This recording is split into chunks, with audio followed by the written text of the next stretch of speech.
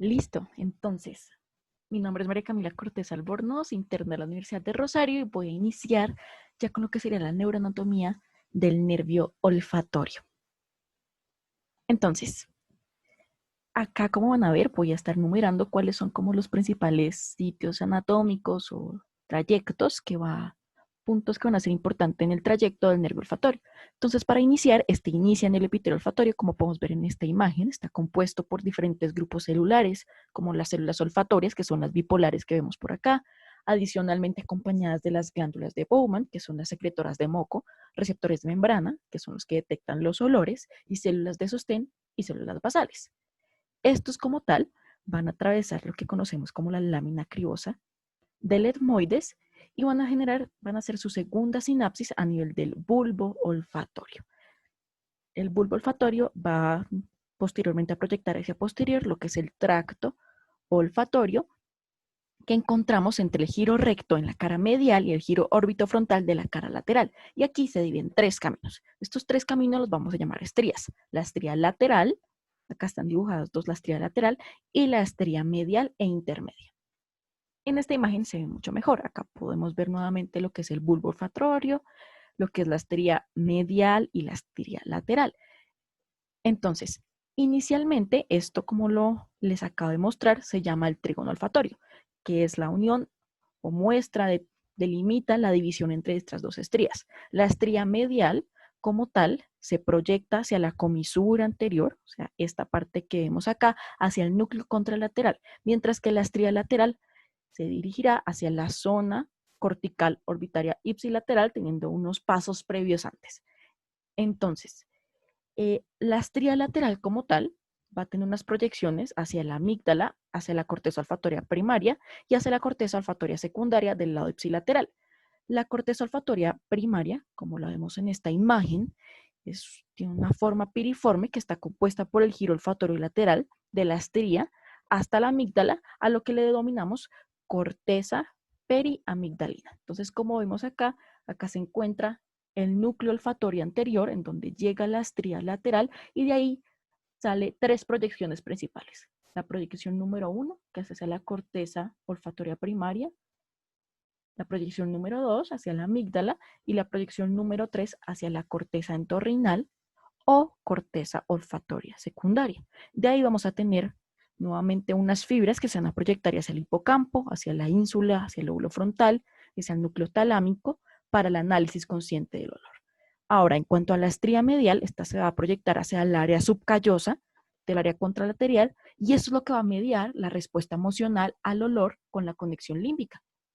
Entonces, hay una estría que no he nombrado, que es la estría olfatoria intermedia, que esta se proyecta a la sustancia perforadora anterior, que son estos puntos que vemos acá, que se va a llamar el área olfatoria intermedia, que está compuesta entre lo que es el trígono olfatorio, que tiene forma de triángulo literalmente, y el tracto óptico. Entonces, ¿qué es esta sustancia perforada anterior? Esta sustancia perforada anterior está delimitada por lo que les dije anteriormente, la porción anterior, la unión de la estría media y la estría lateral, en la porción o cara medial con el tracto óptico y en la cara posterior con la banda diagonal de Broca, que son estas pequeñas líneas grises que vemos acá. Estas líneas grises, o sea, banda diagonal de Broca, son tractos de sustancia blanca que conectan el núcleo de la amígdala con las tres áreas olfatorias, la medial, intermedia y lateral. Entonces, ¿cuáles son las fibras aferentes del área olfatoria? O sea, las fibras que van hacia otros lugares del sistema nervioso central son tres principales. El haz prosencefálico medial, la estría tálamo medular y la estría terminal. El haz prosencefálico medial va desde las tres áreas olfatorias al hipotálamo, como vemos acá, y posteriormente a la formación reticular. Luego la estría tálamo medular, que es la que vemos acá, la que nos está señalando esta flecha, va desde el área olfatoria al epitálamo, que también lo conocemos como núcleo venular, y de ahí hay unas fibras retículo-avenulares, hasta el tallo, como pim, pim, pim, bajan acá. Y por último está la estría terminal, esta que vemos acá, que en realidad es como la vía más larga, que va desde la amígdala al área anterior del hipotálamo, de ahí al área preóptica, y el hipotálamo envía la información olfatoria a la formación reticular, al núcleo salivar superior inferior, al núcleo dorsal del décimo par, con el fin de aumentar el peristaltismo y el aumento de la secreción gástrica como respuesta al olor. Entonces, ¿cuál es la patología de este par? La principal manifestación que nosotros vamos a tener para decir que el primer par tiene una lesión es la anosmia. La anosmia secundaria a un daño en cualquier parte de la vía olfatoria. Sin embargo, cuando consideramos que es unilateral, indicaría predominantemente una lesión cercana a la corteza piriforme. Entonces, hay múltiples causas, como les tengo en estas tablas, desde inflamatoria infecciosa, como será la rinitis, sinusitis, pólipos, infecciones virales que generen edema mucoso, tóxicos, como sería el tabaquismo crónico, o traumáticos, que podría ser con o sin fractura de la placa cribiforme, entre otras causas. Entonces, yo acá traje estas imágenes en las que me voy a centrar a nivel de patologías, pero primero les quiero mostrar cuáles son las imágenes normales de cómo se vería el nervio olfatorio. En esta primera imagen, esta es un corte coronal de una tomografía en el que vemos los bulbos olfatorios, acá delimitados o señalados por la flecha, simétricos, redonditos, lindos. Y además, la cabeza de la flecha nos está señalando lo que sería el surco olfatorio. En esta segunda imagen, que también es una imagen normal, también es un corte coronal de un ataque, en el que vemos los bulbos olfatorios, vemos además los recesos olfatorios delimitados o señalados por lo que son las cabezas de las flechas, y además vemos lo que correspondería a la placa cribiforme. Y posteriormente nos están señalando lo que es la cresta gali, todo normal. En cuanto a patologías, esta primera hace referencia a lo que es un neuroblastoma. Los neuroblastomas olfatorios en realidad son raros y tienen una distribución igual tanto en hombres como en mujeres, con un pico en mayores de 50 años. Este surge de las células basales de la mucosa olfatoria en la placa cribiforme y se presenta con congestión nasal, epistaxis, anosmia, cefalea, y en realidad la diseminación intracraneal ocurre únicamente en un 30%.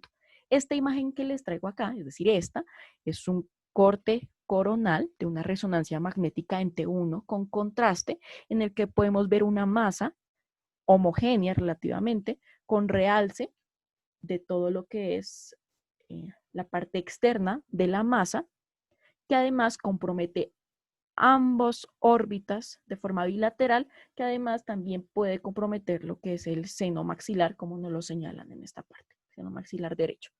Por otro lado, tenemos la ausencia del bulbo olfatorio. Esto también es conocido como el síndrome de Kallmann, que ocurre de 1 en 10.000 hombres y en 1 en 50.000 mujeres. Y en las imágenes se vería la aplasia o hipoplasia del bulbo olfatorio del tracto o del saco. Y se pueden ver a veces pequeñas masas displásicas. Esta imagen es un corte coronal de una resonancia magnética en T2, en el que podemos ver o nos señalan la flecha, la cabeza de la flecha, lo que sería el bulbo, la cabeza de la flecha, lo que sería el bulbo olfatorio del lado derecho, mientras que en el lado izquierdo vemos que no está. Adicionalmente, nos está señalando lo que sería eh, la ausencia del bulbo olfatorio y el engrosamiento del sulcus olfatorio del lado izquierdo. Y esta tercera imagen secundaria una lesión traumática del cerebro. Como sabemos, sería bastante extraño que una persona que haya tenido un trauma severo tenga únicamente lesión del primer par. En realidad, las imágenes estarían acompañadas de lo que sería fractura de cráneo, hematoma intraparenquimatoso, hematoma epidural, hematoma subdural, hemorragias e hipertensión endocraniana. Pero digamos que estas lesiones de tipo traumáticas están asociadas a lo que llevaría a la anosmia postraumática, en el que adicionalmente clínicamente podríamos a veces ver lo que sería la rinoliquia o la secreción de líquido cefalorraquídeo por la nariz secundaria a la ruptura de la placa cribiforme. Entonces, en este tipo de casos en los que sospechamos esta anosmia postraumática, deberíamos pedir una resonancia magnética coronal, como vemos en este caso.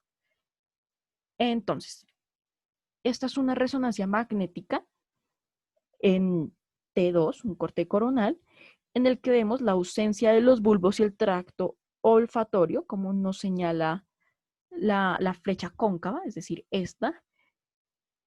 Y adicionalmente vemos lo que es la injuria del nervio olfatorio, esto es del nervio olfatorio, y engrosamiento de lo que sería la mucosa. Listo, entonces en el siguiente video vamos a seguir con el nervio óptico. Vamos a ver su trayecto, su recorrido a nivel del sistema nervioso y cuáles serían sus patologías y sus hallazgos imagenológicos de las patologías más comunes.